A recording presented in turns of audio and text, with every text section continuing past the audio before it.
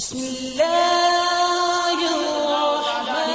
الرحیم کا علم مبارک وہ بھی حق کی زبردست دلیل تھا۔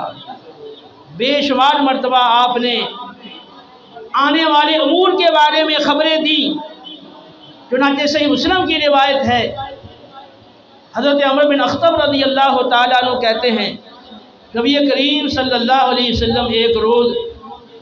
فجر کی نماز کے بعد منبر پر تشریف فرما ہوئے اور صحابہ کو خطاب کیا، خطبہ دیا، یہاں تک کہ خطبہ جاری رہا، نماز ظہر کا وقت آ گیا۔ نبی کریم علیہ السلام منبر سے نیچے اترے، نماز ظہر پڑھائی، پھر منبر پر تشریف فرما ہوئے، پھر آپ نے صحابہ کو خطبہ دیا، یہاں تک کہ نماز عصر کا وقت آ گیا۔ آپ منبر سے نیچے تشریف لائے، نماز عصر پڑھائی، پھر منبر پر تشریف فرما ہوئے، پھر صحابہ کو خطبہ دیا، یہاں تک کہ سورج ڈوب گیا۔ فجر سے لے کر آپ نے ظہر تک، پھر ظہر سے لے کے عصر تک، پھر عصر سے لے کے مغرب تک آپ نے صحابہ کو خطبہ دیا، خطاب کیا، اور جو کچھ ہو چکا تھا اور جو آئندہ ہونے والا تھا آپ نے سب کا سب بیان کر دیا۔ نبی کریم صلی اللہ تعالیٰ علیہ وسلم کو اللہ رب العالمین نے ایسا وسیع علم عطا فرمایا کہ آپ نے ایک دن میں آپ نے یہ چند گھنٹے جو خطبہ دیا، اس میں آپ نے جو ہو چکا تھا، جو ہونے والا تھا، سب کا سب بیان کر دیا۔ وَعَلَّمَكَ مَا لَمْ تَكُنْ تَعْلَمُ وَكَانَ فَضْلُ اللَّهِ عَلَيْكَ عَظِيمًا، اور اے حبیب اللہ نے سب کچھ وہ آپ کو سکھا دیا جو آپ نہیں جانتے تھے، تو یہ اللہ تعالیٰ کا آپ پر بہت بڑا فضل ہے۔ رسول اللہ صلی اللہ تعالیٰ علیہ وسلم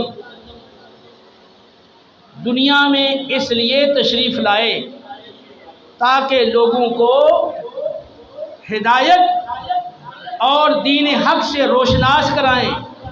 اللہ رب العالمین کا انہیں پیغام سنائیں، اور انہیں قرآن و سنت کی تعلیم دے کر ان کے ظاہر اور ان کے باطن کو پاکیزہ بنائیں، اور اس طرح آپ دین حق کو غالب فرمائیں۔ وَيُعَلِّمُهُمُ الْكِتَابَ وَالْحِكْمَةَ وَيُزَكِّيهِمْ،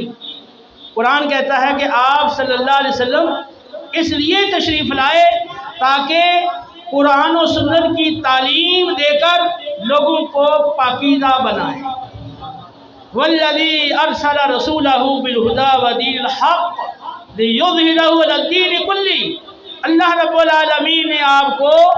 اس لیے اس دنیا میں بھیجا دین حق دے کر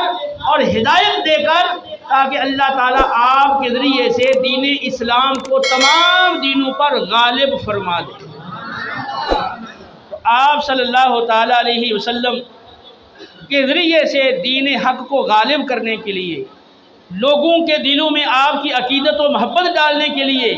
تاکہ لوگ آپ سے متاثر ہو کر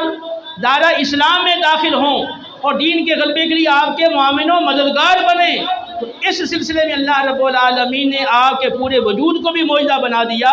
آپ کے کلام کو بھی آپ نے معجزہ بنا دیا، اور آپ کے وجود کی ہر چیز کو اللہ تعالیٰ نے حق کی پہچان کا ذریعہ اور حق کی دلیل بنا دیا۔